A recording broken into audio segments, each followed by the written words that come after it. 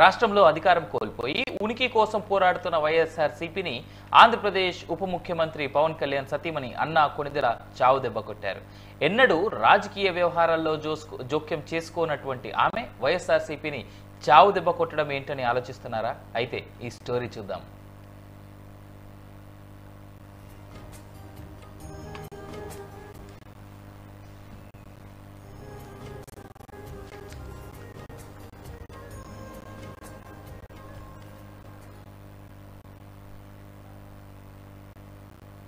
అన్నా కొణిదెల ఇప్పుడు సోషల్ మీడియాలో ఈ పేరే హాట్ టాపిక్ గా మారింది.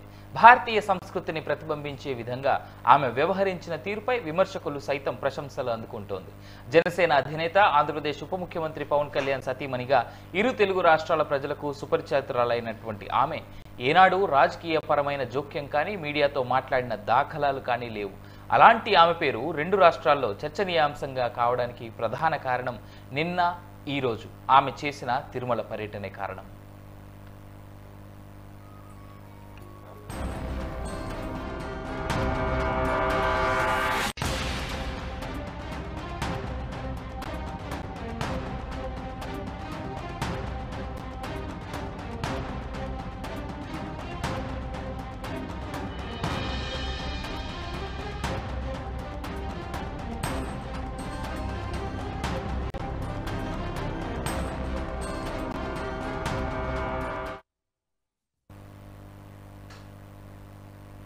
ఏపీ ఉప ముఖ్యమంత్రి పవన్ కళ్యాణ్, అన్నా కొణిదెల దంపతుల కుమారుడు మార్క్ శంకర్ సింగపూర్లో చదువుకుంటున్న స్కూల్లో జరిగిన అగ్ని ప్రమాదంలో గాయపడ్డం, ఆయనకు మెరుగైన వైద్య చికిత్స అందించేందుకు ఏకంగా భారత ప్రధాని నరేంద్ర మోదీ రంగంలోకి దిగడం, పవన్ కళ్యాణ్తో పాటు మెగాస్టార్ చిరంజీవి సింగపూర్ వెళ్లడం, అక్కడి ప్రభుత్వం చిన్నారికి మెరుగైన చికిత్స అందించి అతను కోరుకున్న తర్వాత ఆసుపత్రి నుంచి డిశ్చార్జ్ చేయడం, ఆ వెంటనే మెగాస్టార్ చిరంజీవి, జనసేన అధినేత పవన్ కళ్యాణ్ ఆయన కుమారుడు మార్క్ శంకర్ను తీసుకుని భారత్కి తిరిగి రావడం వెనువెంటనే జరిగిపోయాయి.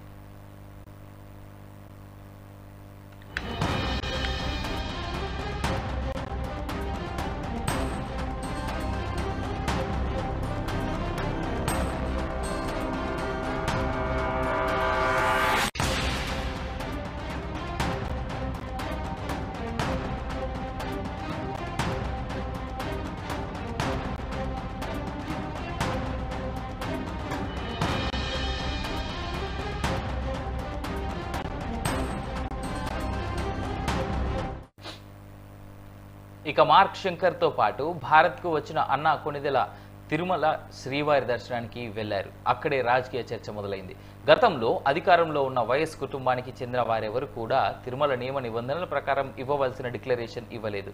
దీనిపై అప్పట్లో తీవ్ర స్థాయిలో విమర్శలు వచ్చాయి.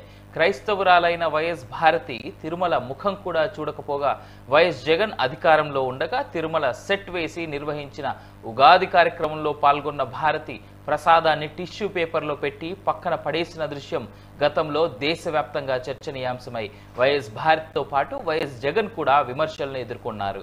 ఆ తరువాత అవకాశం దొరికిన ప్రతిసారి టీటీడీ కీర్తిని తగ్గించే విధంగా వ్యవహరించడంతో జగన్ పాలనపై విసిగిపోయిన ప్రజలు ఆ పార్టీని అధికారంలో నుండి దింపి నరేంద్ర మోదీ, చంద్రబాబు నాయుడు, పవన్ కళ్యాణ్ నేతృత్వంలోని కూటమికి బ్రహ్మరథం పట్టారు.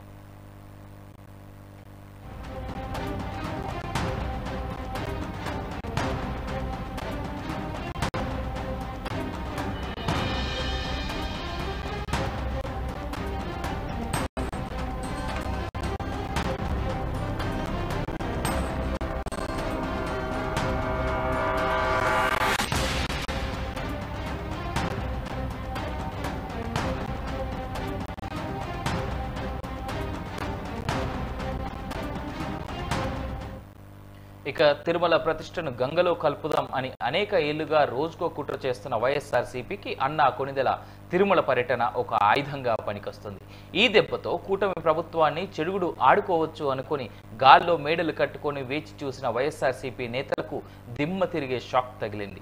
ఇంతకు వారికి దొరుకుతుందనుకున్న ఆయుధం వారిపైనే యుద్ధం చేస్తుందని వారు కలలో కూడా ఊహించని ఆ ఆయుధం ఏమిటనుకుంటున్నారా? అయితే టీటీడీ డిక్లరేషన్. తిరుమల శ్రీవారి దర్శనం కోసం వచ్చే అన్య మతస్థులు టీటీడీ నిబంధనల ప్రకారం ఒక డిక్లరేషన్ ఇవ్వవలసి ఉంటుంది. అదేంటంటే, మేము అన్య మతస్థులం అయినా కూడా తిరుమల శ్రీవారిని మనస్ఫూర్తిగా ఆరాధిస్తున్నాం అని టీటీడీకి డిక్లరేషన్ ఇవ్వాల్సి ఉంటుంది. గతంలో వైఎస్ కుటుంబం ఏనాడు తిరుమలకు వచ్చినా వారు టీటీడీకి ఆ డిక్లరేషన్ ఇవ్వలేదు. కానీ జనసేన అధినేత పవన్ కళ్యాణ్ తన కుమార్తెలతో వచ్చినప్పుడు ఆయన చిన్న కుమార్తెతో డిక్లరేషన్ ఇచ్చారు.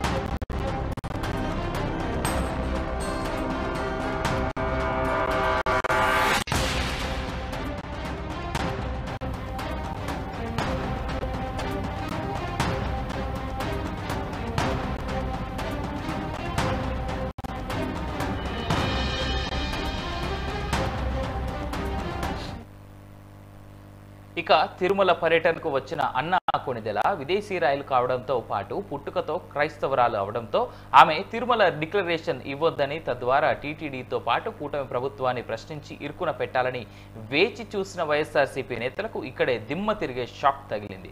భారతీయ సంస్కృతి సంప్రదాయాల ప్రకారం చీర కట్టుకొని తిరుమల చేరుకున్న అన్నా కొణిదెల తిరుమలలో డిక్లరేషన్ ఇవ్వడంతో పాటు తిరుమల శ్రీవారికి తన తలనీలాలు ఇచ్చి ఆయనకు మొక్కులు చెల్లించుకున్నారు. అంతటితో ఆగకుండా స్వామివారి భక్తులకు కడుపు నింపే అన్నదాన సత్రానికి 17 లక్షల రూపాయల విరాళం ఇచ్చి అక్కడే స్వామి ప్రసాదంతో పాటు అందరితో కలిసి భోజనం చేశారు అన్నా కొణిదెల. తిరుమల చేరుకున్న నుండి దర్శనం చేసుకునే వరకు ఆమె టీటీడీ నియమావళిని పాటించడంతో పాటు అత్యంత హుందాగా వ్యవహరించారు. దీంతో దేశవ్యాప్తంగా అన్నా కొణిదెల తిరుమల పర్యటన పట్ల ప్రజలు హర్షం వ్యక్తం చేస్తున్నారు.